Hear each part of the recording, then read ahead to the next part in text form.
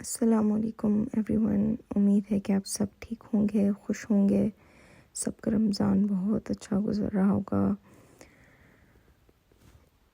अल्लाह पाक सबको अपने हिफ्ज़ व अमान में रखे। इस रमज़ान के सदक़े अल्लाह सबकी दुआओं को कबूल व मंजूर फरमाए। तो जनाब यहाँ पे तैयारी चल रही थी दरूद दिलवाने की, और यहाँ पे गोश्त अलग करते करते ये चम्मच टूट चुका था। तो मेरे कज़न ने हर साल 27वीं रमज़ान से पहले पहले कुरान ख़त्म करने होते हैं, और फिर 27वीं को उसने दुआ दिलवानी होती है, जिसके लिए मीठे चावल भी बनते हैं और गोश्त वाले ये दूसरे चावल भी बनते हैं। इसके लिए ये इन्होंने सबसे पहले ऐड किए थे फ्राइड अनियंस, फिर उसमें सारे मसाले और टमाटर वगैरह, और ये चावल बन रहे थे तकरीबन 8 किलो। और ये बंदा जो आता है चावल बनाने के लिए, इसके हाथ में इतना जायका है, इतना जायका है, और ये इतने मज़े के चावल बनाता है। आप सब यकीन करें कि ये इतना सादा इंसान है, इतना सादा इंसान है, लेकिन इसके हाथ में अल्लाह पाक ने इतना जायका रखा है कि ये बस नॉर्मल तरीके से चावल बनाता है और वो इतने लजीज बनते हैं कि हम हमेशा इसका इंतज़ार कर रहे होते हैं कि ये आके रमज़ान में बनाएगा और हम खाएंगे। और मज़े की बात, इसका अपना नाम भी रमज़ान है। और अगर हमारे इलाके का कोई भी बंदा इससे बनवाना चाहे तो ये घर जाके बनाता है, और बहुत रीज़नेबल प्राइस में बनाता है। और यकीन करें, आप एक दफ़ा इसके हाथ का खाएंगे तो आप हमेशा इसी से ही बनवाएंगे।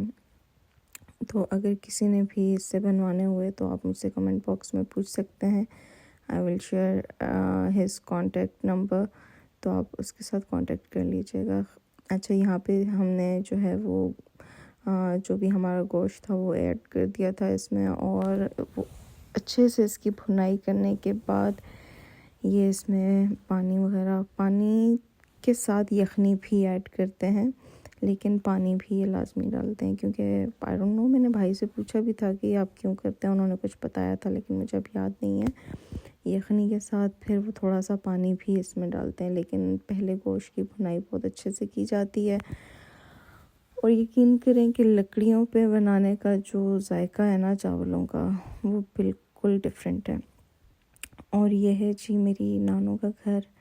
मेरी बचपन की बहुत सारी यादें इस घर से वाबस्ता हैं। अल्लाह पाक मेरे ननिहाल को सलामत रखे। इस घर में रहने वालों को बहुत बहुत खुशियाँ नसीब हों। अब तो इस घर में बहुत कम लोग रह गए हैं।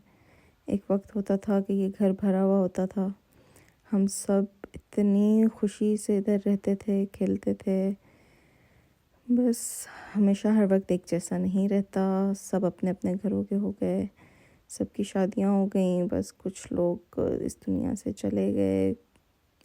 खैर, तो यहाँ पे भाई यखनी को अलग कर रहे थे, और बस जिस दिन ये चावल हम बना रहे थे उस दिन गर्मी भी ज़्यादा थी। भाई भी थोड़ी थोड़ी देर के बाद कह रहे थे कि आज गर्मी ज़्यादा है।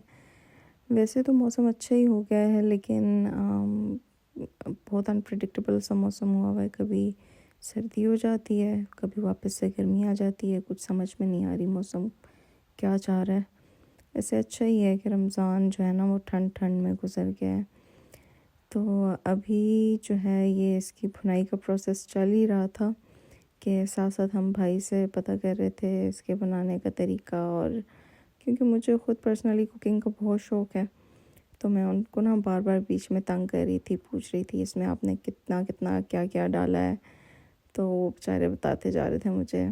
अच्छा, यहाँ पे अब इन्होंने पहले यखनी डाली, और ये चम्मच और ये जो इन्होंने हाथ में पकड़ा हुआ था यखनी डालने के लिए, ये साथ लेके आए थे। बाकी इन्होंने सिर्फ एक ही यखनी डाली थी, बाकी पानी ही इसमें डाला था। और इसके बाद फिर हम चावल धोएंगे। चावल धोने के बाद इसमें हम डालेंगे। अच्छा, चावल जो थे ना वो इन्होंने आधा घंटा पहले गर्म पानी में, मतलब बहुत ज़्यादा गर्म पानी भी नहीं, लेकिन नीम गर्म पानी में भिगो के रख दिए थे। इनके बकौल नीम गर्म पानी में चावल भिगो के रखने से एक तो चावल लंबा होता है, दूसरा चावल बहुत अच्छा खिल के पकता है। मुझे ये लॉजिक समझ नहीं आई थी, लेकिन वो कहते हैं कि हम बनाते ही इसी तरह से हैं। अच्छा, यहाँ पे अब पानी को जोश आने के लिए रख दिया था और यहाँ पे इस साइड पे मीठे चावल बन के तैयार हो गए थे। मीठे चावल मेरे आने से पहले ही वो बना चुके थे, इसलिए उसकी रिकॉर्डिंग में नहीं कर सकी। ये मेरी बेटी मामू के साथ लिपटी हुई है और पता नहीं क्या चाहती है मामू से। और यहाँ पे भाई ने मुझे डांट दिया था कि आप जो है ना चावलों में बार बार हाथ ना मारें, क्योंकि चावल टूट गया तो फिर मुझे मत कहिएगा कि चावल सही नहीं बना।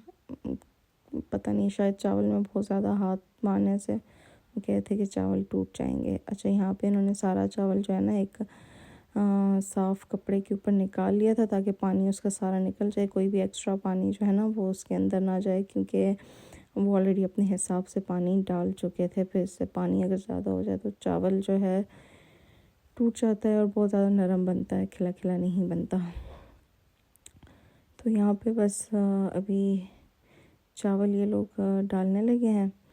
मेरे कज़न ने और भाई ने मिलके चावल डाले थे इसमें, और बस इसके बाद जो है ना सबका रोज़ा था और नमक मिर्च तो भाई कह रहे थे कि मैं ना भी चखूँ, तो मुझे इतना आइडिया है कि जो है ना वो पूरा ही होगा। कभी भी मेरा नमक मिर्च ज़्यादा या कम नहीं हुआ और मैं कभी भी चखता नहीं हूँ।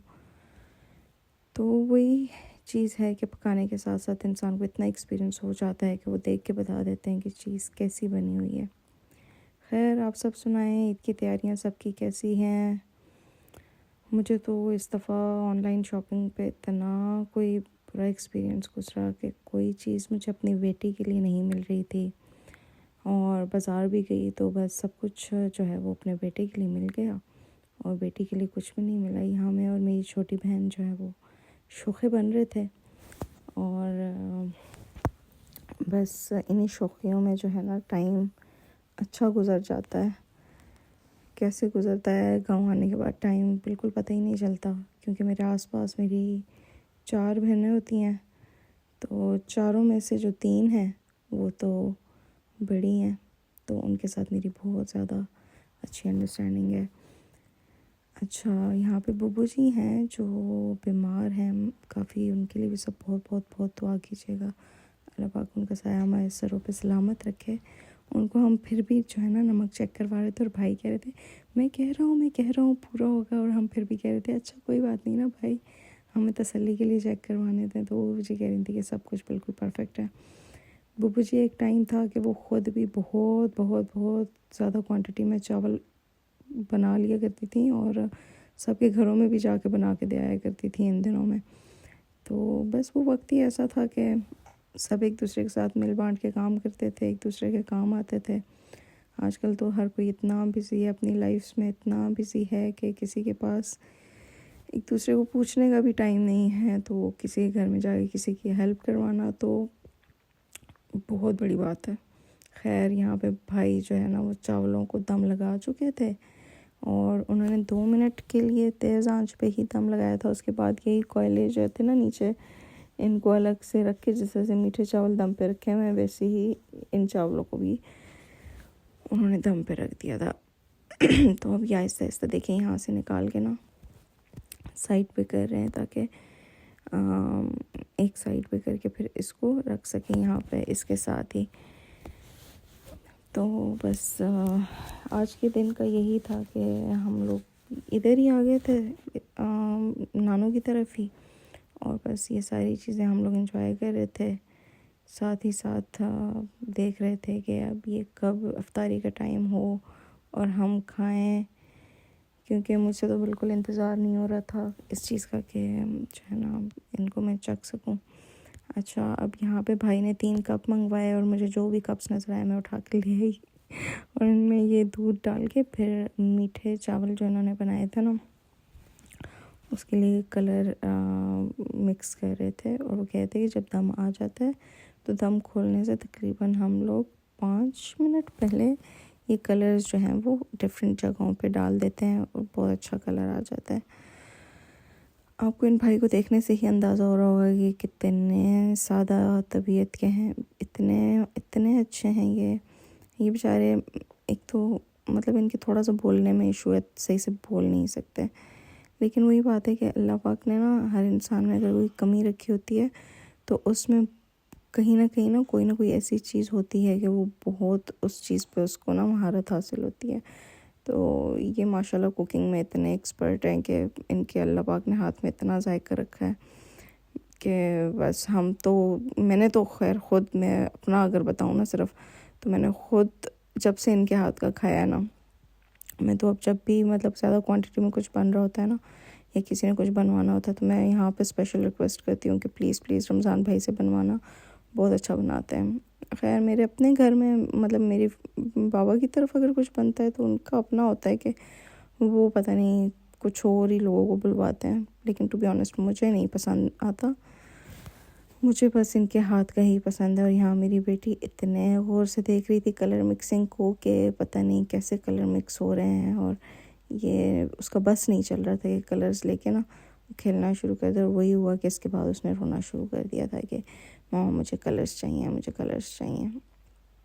और यहाँ पे ये डिफरेंट जगहों पे कलर जो है वो चावलों पे डाल रहे हैं।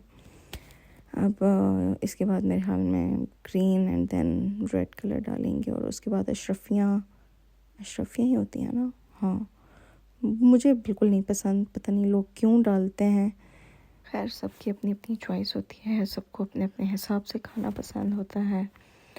तो अब बस वो इसको ना कलर डालने के बाद और अशरफियाँ डालने के बाद दोबारा से थोड़ी देर दम लगाएंगे, और उसको मिक्स करने के बाद फिर से ना थोड़ी देर दम के लिए छोड़ेंगे, क्योंकि इनके बकौल जब मिक्स करते हैं हम तो थोड़ा बहुत जो उसमें नमी होती है ना, उसको बाद में फिर एडजस्ट करने के लिए हम हल्का सा दम दोबारा लगाते हैं।